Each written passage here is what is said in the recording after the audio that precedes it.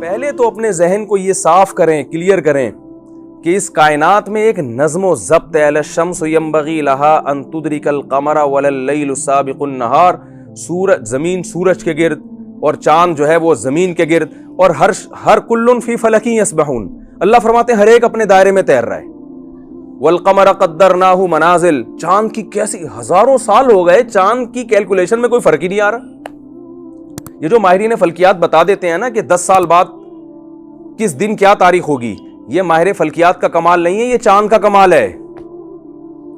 دیکھو مجھے ایک بات بتاؤ, آپ کے بارے میں اگر کوئی بتائے کہ میں پہلے سے بتا سکتا ہوں کہ فلاں صاحب جو ہیں 3:05 پہ, یہ جو بھی سفر کے لیے نکلے ہیں تو 3:05 پہ یہ وہاں ہوں گے, تو یہ بتانے والا کا کمال نہیں ہے, یہ آپ کی ٹائم کی پابندی کی علامت ہے. آپ کا شیڈول ایسا زبردست ہے کہ لوگ آپ کے بارے میں پہلے سے بتا دیتے ہیں کہ یہ ٹائم کی خلاف ورزی نہیں کرتا. تو یہ جو سائنسدان بتا دیتے ہیں نا کہ 20 سال بعد فلاں سورج گرہن ہوگا, چاند گرہن ہوگا, اور کیا تاریخ ہوگی, کیا دن ہوگا, تو یہ سائنسدانوں کا کمال نہیں ہے, یہ سورج اور چاند کی ایکوریسی ہے. یہ اس کا کمال ہے کہ وہ ہزاروں لاکھوں سال ہو گئے, وہ اپنے ٹائم سے ذرہ برابر بھی ہٹنے کے لیے تیار نہیں ہے. اتنی ایکوریسی یہ اتفاق سے وجود میں آ گئی بھائی. اتنا ایندھن سورج خارج کر رہا ہے, اتنا ایندھن, کہاں سے اس میں یہ ایندھن بھرا جا رہا ہے اور کہاں سے یہ گیسیں خارج ہو رہی ہیں.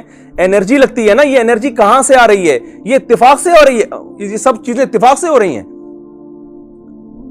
کیسا عجیب نظام اللہ نے بنایا. تو اگر یہ کائنات میرے بھائی اس میں نظم و ضبط نہ ہوتا تو یہ اتفاق سے وجود میں آتی, اور ہمیں اس کی ریزن تلاش کرنے کی ضرورت, بولو بھائی, نہیں پڑتی. لیکن اب اس کائنات کی مینجمنٹ کو دیکھتے ہیں, اور قرآن بار بار چیلنج کرتا ہے ذالک تقدیر, ذالک تقدیر. یہ اندازہ ہے, تقدیر کا آج کی زبان میں ترجمہ مینجمنٹ. یہ اندازے ہیں, یہ خود بخود نہیں ہے, یہ ایک کیلکولیشن ہے. العزیز ایسے بادشاہ کی کیلکولیشن ہے جو غالب ہے, جس طرح سے چاہے نظام کو چلا سکتا ہے. العلیم, اور علم بھی رکھتا ہے, وہ اسے پتا ہے کہ کس چیز کو کیسا بنانا ہے. دیکھیں 2 چیزیں چاہیے ہوتی ہیں جب بھی آپ کسی پروجیکٹ پہ کام کرتے ہیں, تو آپ کے پاس 2 صفات آپ کے پاس ہونا ضروری ہیں. پہلی صفت, آپ کام لینا, آپ کے پاس پاور ہو, طاقت ہو نا کہ مزدوروں سے کام لے سکتے ہو. بھئی آپ بہت بڑے انجینئر ہیں لیکن آپ کی چلتی نہیں ہے. آپ کو کوئی پروجیکٹ دیا گیا کہ یار یہ فیکٹری بنا دو, یہ اسکول بنا دو, یہ پروجیکٹ ہے, یہ سڑک بنا دو. آپ مزدوروں سے کہہ رہے ہیں یار یہ کام کر دو, کہہ رہے ہیں سر میرے پیٹ میں درد ہے, آج میں چھٹی پہ جاؤں گا, آج میں نہیں کروں گا. وہ کوئی بات سن ہی نہیں رہا. تو آپ کتنے بڑے انجینئر ہو, آپ کام کروا سکتے ہیں؟ یا حکومت نے آپ کو اختیارات ہی بہت محدود دی ہوں, آپ کام نہیں کروا سکتے. تو کام تبھی جتنے جو انجینئر ہیں یہ یا ٹھیکیدار ہیں, یہ حکومتوں سے رابطہ کرتے ہیں, علاقے کے ناظم کو کچھ کھلائیں گے کچھ, تاکہ اختیارات بڑھیں ہمارے, ہم کام کر سکیں. دوسری چیز ہے, جو کام آپ کر رہے ہو اس کام میں بھی آپ کو مہارت ہونی چاہیے. یہی وجہ ہے کہ محلے کا دادا کتنا ہی بڑا کیوں نہ ہو, آپ اسے پروجیکٹ نہیں دیتے, چاہے وہ کتنا بڑا دہشت گرد ہو. بھائی پاور تو ہے تیرے پاس لیکن تجھے اس کام کی صلاحیت نہیں ہے.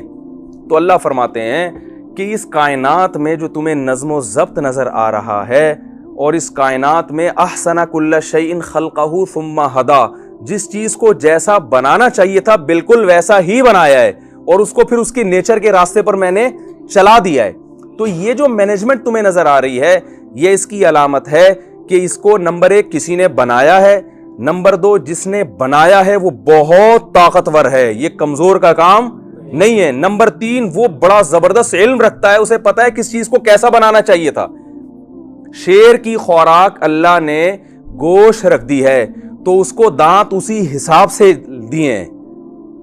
بکری کی خوراک اللہ نے گھاس رکھ دی ہے, اس کے دانت اسی حساب سے دیے ہیں. ایسا نہیں کبھی کائنات میں ہوا کہ جو گھاس کھانے والا جانور ہے اسے چیر پھاڑ کی صلاحیت دے دی ہو, اور جو گوشت کھانے والے جانور ہیں انہیں منمنانے کی اور ہنہنانے کی صلاحیت دے دی ہو اللہ نے. کبھی ہوا ایسا؟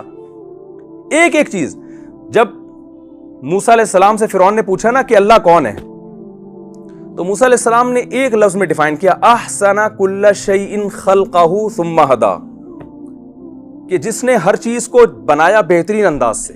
دیکھیں کسی کمپنی کی کوئی پروڈکٹ ہوتی ہے تو کمپنی کے ماہر ہونے کی علامت یہ ہے کہ اس نے اس پروڈکٹ کو بہترین انداز سے بنایا کہ نہیں بنایا. وہی گاڑی آپ جاپان کی لے لو, بالکل وہی ماڈل پاکستان سے لے لو, تو فرق ہوگا نا دونوں میں. ایکوریسی کس میں زیادہ ہوگی؟ جاپنی, جو جاپان سے میڈ ان جاپان ہے تو وہ زیادہ اچھا بناتے ہیں. تو اللہ فرماتے ہیں کہ میں نے جس چیز کو جیسا بنایا اس سے زیادہ اس چیز کو اچھا بنانا ممکن تھا ہی نہیں, ناممکن ہے. شیر میں اللہ نے دھاڑ رکھی ہے, کیوں؟ گوشت ہے نا اس کی خوراک, تو اس کے لیے روب بھی چاہیے, کیونکہ گوشت کھانے کے لیے اس کو شکار کرنا پڑے گا, دہشت گردی کچھ نہ کچھ اس کو مچانی پڑے گی جنگل میں. اگر اللہ اس کو بکری کی طرح منمنانے کی صلاحیت دے دیتے تو آپ کیا سمجھتے ہیں کہ خود لومڑیاں اس کے قدموں میں آ کے گرتی یا ہرن اس کے قدموں میں آ کے گرتے, بھائی آپ ہمیں کھا لیں؟ کیا ایسا ممکن ہے؟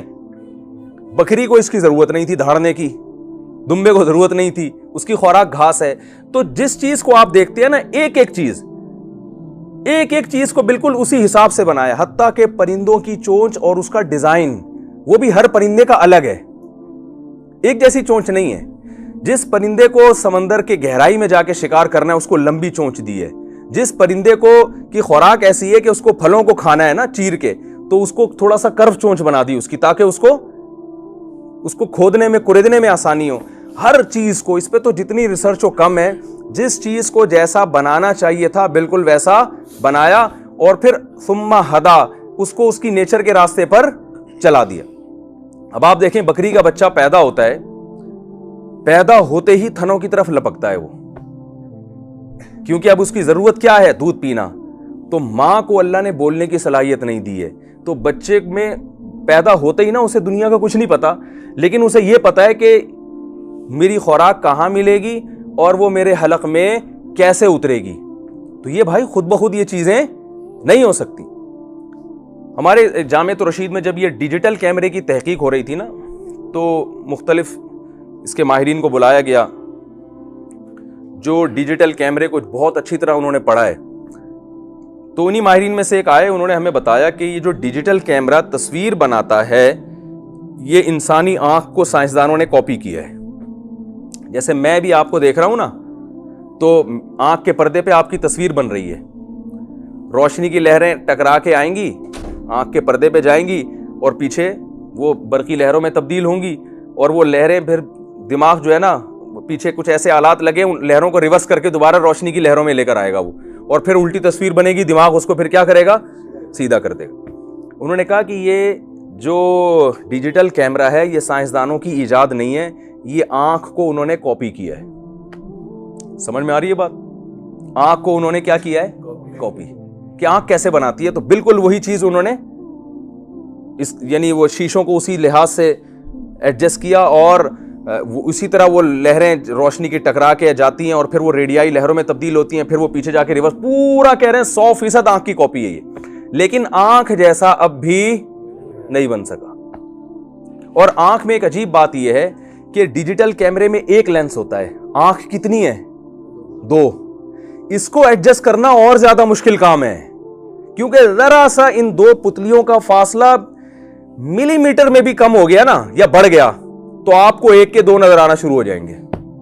تو اس کو ماں کے پیٹ میں, ماں روٹی کھا رہی ہے بھائی, گوشت کھا رہی ہے, انڈے کھا رہی ہے, دودھ پی رہی ہے, اس سے بچے کی آنکھیں بن رہی ہیں, اور ایسے بہترین طریقے سے کھوپڑی میں ان کو فٹ کیا جا رہا ہے, ایڈجسٹ کیا جا رہا ہے کہ ان 2 پتلیوں کا فاصلہ ایسے تناسب کے ساتھ رکھا جا رہا ہے کہ جتنا فاصلہ ہونا چاہیے اس میں ملی میٹر کا 1000واں حصہ بھی فرق نہیں آ رہا, اور ان کو ایسا فٹ کر دیا ہے کہ ساری زندگی وہ فاصلہ تبدیل نہیں ہوتا. ایسا اس کو ایلفی سے جوڑ دیا, سمت بانڈ سے جوڑ دیا, یہ اسکرو ٹائٹ کر دیے کہ یہ ہلے نہیں ہے, کیونکہ یہ ذرا سا ہلا تو اس کو پھر پوری دنیا ہلتی ہوئی نظر آئے گی. پھر میں لطیفہ سناتا ہوں نا, ایک ڈاکٹر کے پاس ایک صاحب گئے اور کہنے لگے, ڈاکٹر صاحب مجھے 1 کے 2 نظر آتے ہیں, میں کیا کروں؟ ڈاکٹر صاحب نے کہا آپ چاروں کو یہ بیماری ہے.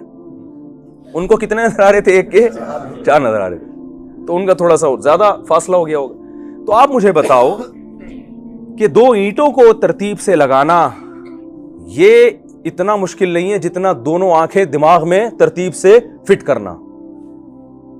تو 2 اینٹیں کبھی اتفاق سے نہیں لگی ہوں گی, یہ 2 آنکھیں کیسے فٹ ہو گئیں؟ بات بتاؤ کہ کاپی آسان ہوتی ہے یا اوریجنل؟ देखो चाइना कॉपी बनाता है ना, सैमसंग की दर्जनों कॉपियां उसने मार्केट में फेंकी हुई हैं। उस सैमसंग के जो कैमरा है, जो कॉपी है, उसके बारे में कोई अगर ये कहे कि ये करोड़ों साल से इत्तेफाक से वजूद में आ गया, ये मान लोगे? तो जब वो नहीं मानोगे तो जो ओरिजिनल है वो कहां से आ जाएगा? तो अब मुझे एक बात बताओ, ये जो डिजिटल कैमरा है ये इंसानी आंख की कॉपी है, तो ओरिजिनल क्या हुआ? ओरिजिनल कैमरा कौन सा है भाई? बोलें तो सही ना, इंसानी आंख ओरिजिनल है। तो आप मुझे बताओ जो कॉपी किया हुआ कैमरा है उसके बारे में अगर डार्विन ये नजरिया पेश करता कि अरबों खरबों साल में शीशे मीशे आपस में इत्तेफाक से जुड़ गए और पिघल के रेत शीशा बना और यूं एडजस्ट हो गए और इत्तेफाक से ये बैटरी आके ठा करके उसमें लग गई और वो वीडियो बनना शुरू हो गई, कोई मानेगा दुनिया में? उसको तो नहीं मानेंगे। और जिस कैमरे की कॉपी करके बनाया गया है, जो मां के पेट में बन रहा है, रोटी खा के बन रहा है, दूध पी के बन रहा है, कोई ग्लासेस इस्तेमाल नहीं हो रहे उसमें। अजीब बात है ना। देखे, मां पहले रोटी खाती है, खून बनता है सिर्फ। जैसे ही बच्चा पेट में आया, अब मां रोटी खाएगी तो बच्चे का जिगर भी बनेगा, दिल भी बनेगा, उसी रोटी से दिमाग भी बनेगा, फेफड़े भी बनेंगे और हर चीज बनती है। और इधर बच्चा बाहर आया तो अब कुछ भी नहीं बनेगा सिवाय दूध के। अब बच्चे का उसी रोटी में कैसे करिश्मे रख दिए भाई उसने। जब चाहता है उस रोटी से बच्चे की आंख बनाता है, जब चाहता है उस रोटी से बच्चे के बाल बना देता है, जब चाहता है उस रोटी से नाखून बना देता है, जब चाहता है उससे हड्डियां बना देता है, और जब जरूरत नहीं रहती तो अब बच्चे के लिए दूध बनाता है और दूध बना के उसको मां की छातियों में पहुंचा देता है। और बच्चा जब पैदा होता है, कुरान कहता है ला तालमून शैया, तुम्हें कुछ भी नहीं पता होता जब तुम पैदा हुए हो, लेकिन उसे यह पता चल जाता है कि दूध कहां से मिलेगा और कैसे मेरे हलक में उतरेगा। फौरन बच्चा पैदा होते ही मां की छातियों की तरफ लपकता है वो। ओ भाई, ये इत्तेफाक से नहीं हो सकता। अब मैं आपको एक बात कहता हूं कि साइंसदान डिजिटल कैमरे के बारे में तो नहीं कहते कि ये इत्तेफाक से वजूद में आया है, लेकिन अपने बारे में कह देते हैं कि हम इत्तेफाक से वजूद में आए हैं। वजह पता है क्या है इसकी? वजह है भाई? नहीं मालूम ना। इसकी वजह यह है कि इसके खालिक वो खुद हैं, समझ रहे हैं? और जब खुद कोई चीज बनाते हैं तो उस पे उठने वाले सवालात के उनके पास जवाब हैं, लेकिन जब अपने बारे में ये कहेंगे हमें किसी ने बनाया है, तो फिर ऐसे ऐसे सवालात उठेंगे कि जिनका जवाब देते देते बिल आखिर उनको मजहब को मानना पड़ेगा। मजहब को मानने के नतीजे में उलमा को मानना पड़ेगा, पैगंबरों को मानना पड़ेगा। पैगंबरों को मानने के नतीजे में शराब हराम हो जाएगी, जिना हराम हो जाएगा, नाइट क्लब हराम हो जाएगा, शिर्क हराम हो जाएगा। और ये जो उन्होंने पूरी दुनिया में जो एक तूफान बेहयाई का खड़ा हुआ है, सूद हराम हो जाएगा। वो सारी चीज, नमाज फर्ज हो जाएगी, हज फर्ज हो जाएगा, ज़कात फर्ज हो जाएगी, और माँ बाप को ओल्ड होम में जमा कराना हराम हो जाएगा, और बीवी पर शौहर की इताअत वाजिब हो जाएगी, और शौहर पर बीवी का खर्चा वाजिब हो जाएगा, और नजर की हिफाजत फर्ज हो जाएगी, और जो है ना गरीबों का खाना। ये इतने सारे वो चीजें स्टेप बाय स्टेप मानना पड़ेगा कि नतीजा ये निकलेगा कि आखिर में उनको मजहब की जरूरत को मानना पड़ जाएगा। और इससे इंसान क्या करता है? जान छुड़ाता है। क्योंकि इंसान की अय्याशी में जो सबसे बड़ी रुकावट है, मजबूत रुकावट, वो क्या है? मजहब है। हर अय्याशी को हलाल करने के लिए आपके पास दलील मौजूद है, मजहब का जवाब किसी के पास नहीं होता। कोई जिना करना चाहे दलील दे सकता है, मैं अपनी स्ट्रेस को खत्म करने के लिए कर रहा हूं, लड़की भी राजी है, मैं भी राजी हूं, इससे मुआशरे में कोई नुकसान नहीं हो रहा, किसी को क्या तकलीफ है भाई, हम दोनों राजी हैं, कर रहे हैं, तो क्या मसला है? तो आप अकली दलाइल से उसका जवाब दे सकते हैं भाई, जब मैं जुल्म भी नहीं कर रहा, वो भी राजी है, उसको भी वो, और डॉक्टर तो और आप रिपोर्ट पेश कर देंगे भाई, अगर आप अपनी शहवत को कुचलते रहोगे, दबाते रहोगे, स्ट्रेस में चले जाओगे, आप डिप्रेशन के मरीज बन जाओगे। कोई बात नहीं, अगर जाके नाइट क्लब में थोड़ा बहुत पी ली और थोड़ा बहुत इंजॉय कर लिया, इससे स्ट्रेस खत्म होती है, डिप्रेशन खत्म होती है। दलाइल की दुनिया में आप इसका जवाब नहीं दे सकते। मजहब रोकता है भाई, हराम है, बस जब हराम है तो अब मजहब अगर सही है तो उसका रोकना भी क्या है? बोलो ना भाई। और साइंस की डिक्शनरी में मजहब के लिए जगह नहीं है। किसी लेबोरेटरी में कभी टेस्ट हुआ कि मूसा अलैहिस्सलाम सच्चे नबी थे या नहीं थे? बोलो भाई, कभी टेस्ट हुआ कि नबी सल्लल्लाहु अलैहि वसल्लम के बारे में भाई रिसर्च हो रही है कि वाकई आखिरी नबी थे या नहीं थे? वो कहते हैं मजहब को हटाओ, मादी जिंदगी पे बहस होगी। तो बात यह है कि अगर इंसान के खालिक को फर्ज कर लिया जाए तो फिर बहुत सारे सवालात खड़े होते हैं। वो सवालात कुरान ने उठाए हैं। अल्लाह को पता था ये सवाल फिजिक्स की किताबों में नहीं होगा, क्योंकि इंसान ये किताबें लिखेगा ना, ये इस किस्म के सवालात मार्केट में लाएगा ही नहीं है। ارے مارکیٹ میں وہی چیز لائی جاتی ہے نا جو بکتی ہے, جس کا آپ کو فائدہ ہو. بھائی آپ مارکیٹ میں کسی دوسرے کی پروڈکٹ لے کر آئیں گے؟ بولو نا بھائی, آپ کی بہت بڑی دکان ہے اور آپ کا ایک برانڈ ہے, آپ جے ڈاٹ کے کپڑے بیچ رہے ہیں وہاں بیٹھ کے بھائی آپ کا اپنا ایک برانڈ ہے. تو مارکیٹ میں تو انسان کی کوشش ہوتی ہے دوسرے کی پروڈکٹ کو سائڈ پہ لگائے, اپنی لائے, کیونکہ وہ مارکیٹ میں بیٹھا اس لیے. تو جو خواہشات نفسانیہ کے غلام ہیں جو لوگ, وہ جو کتابیں لکھیں گے اس میں اللہ کے لیے کوئی جگہ نہیں ہوگی. تو یہ جو اللہ کی باتیں ہیں یہ اللہ خود اپنے کلام میں کرے گا, وہ سوالات اٹھائے گا سارے انسانوں سے, پھر ان سوالات کے جواب بھی وہ خود دے گا. تو اس لیے اللہ نے جو سوال اٹھایا, ام خلقوا من غیر شیء ام هم الخالقون, خود سے بنے ہو یا کسی نے بنایا ہے. یہ سوال کہہ کے اللہ نے چھوڑ دیا. یہ سوال کہہ کے جواب پتہ ہے کیوں نہیں دیا؟ اس لیے کہ اللہ یہ بتانا چاہ رہے ہیں کہ کبھی اس سوال پہ بھی غور کر لو, بس باقی تمہاری مرضی کہ تمہارے ذہن میں جواب آتا ہے یا نہیں آتا, یہ تمہاری ہیڈیک ہے. قیامت میں ہم حجت تام کر دیں گے کہ ہم نے تم سے ایک سوال کیا تھا, تمہاری نظر میں وہ سوال اگر غیر اہم تھا تو ٹھیک ہے چھوڑ دینا چاہیے تھا, اور اگر اہم تھا تو اس کے بارے میں غور کیوں نہیں کیا؟ غیر اہم تھا تو اس کے غیر اہم ہونے کی کیا دلیل ہے؟ اہم تھا تو اہمیت ماننے کے باوجود اس کے جواب میں کیوں نہیں گئے؟ تو یہ اللہ نے اپنے بندوں پر حجت کو تمام کر دیا. تو ظاہر ہے کہ دونوں باتیں غلط ہیں. نہ تو خود سے بن سکتے ہیں کیونکہ خود سے چیزیں بنتی نہیں ہیں, بنی ہوئی چیزیں بگڑتی ہیں. سمجھ رہے ہیں نا, پورا ایسا زبردست انسان بن جائے یہ نہیں ہو سکتا, اور یہ بھی نہیں ہو سکتا کہ ہم نے خود اپنے آپ کو بنایا. تو واضح جواب ہے کہ پھر بنانے والا کوئی اور ہے, بنانے والا کوئی اور ہے. اب دوسرا, اب میں نے بتایا تھا نا اس سوال کا جواب تلاش کریں گے تو پھر سوال در سوال اٹھتا چلا جائے گا. اس لیے سائنسدان کیا کرتے ہیں, سوال ہی کا شروع میں گلا گھوڑ دیتے ہیں کہ یار یہ بحث ہی ختم کرو, کس نے بنایا, بن گیا جو بھی تھا, اب لائف کو انجوائے کرو, ٹھیک ہے نا.